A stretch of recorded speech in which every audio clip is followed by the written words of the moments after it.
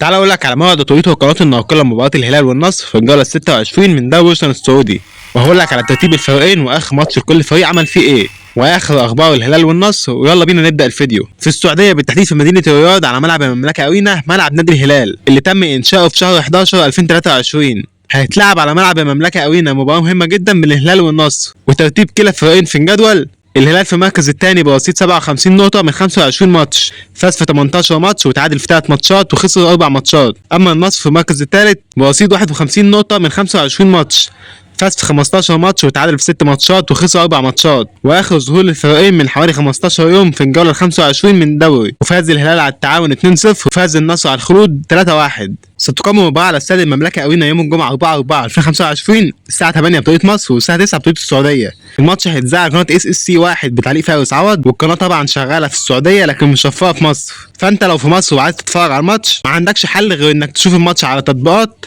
زي الأسطورة TV ويلا شوت.